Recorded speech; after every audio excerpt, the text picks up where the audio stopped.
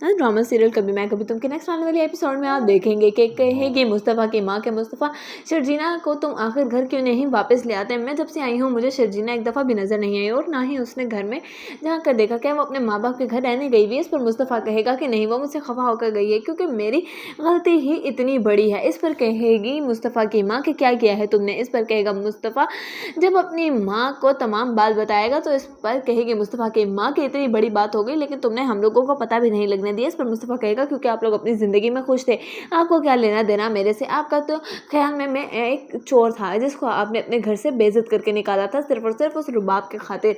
अब मैं आपको ये सब बात बताकर क्या ही कर लेता। इस पर कहेगी मुस्तफ़ा की माँ कि लेकिन तुम्हें ये तो बताना चाहिए था ना कि शर्जीना के साथ इतना बड़ा हादसा पेश आया है। इस पर मुस्तफ़ा कहेगा ये सब कुछ भी मेरी वजह से ही हुआ। अगर तुम उस वक्त ऑफिस में ना होता और करोड़ों की डील फाइनल ना कर रहा होता तो शायद आज मेरा बच्चा मेरे साथ होता। इस पर कहेगी मुस्तफ़ा की माँ कि ठीक है मैं तुम्हारे साथ चलती हूँ और जाके शर्जीना को मना के घर ले आती हूँ क्योंकि मैं देख रही हूँ कि तुम शर्जीना के बगैर बहुत ही ज़्यादा उदास रहने लगे हो। इस पर कहेगा मुस्तफ़ा कि नहीं मुझे लगता है कि मैं अपने मामला खुद हैंडल कर सकता हूँ। और जहाँ तक बात रही शर्जीना की तो उसका गुस्सा बिल्कुल बजा है। वो मुझसे जितने दिन खफा रहना चाहे वो रह सकती है। इतने बड़े हादसे से वो गुजरी है सिर्फ मेरी वजह से क्योंकि मैं पैसे कमाने की धुन में इस कदर मगन हो गया था कि मुझे उसकी परवाह ही नहीं थी।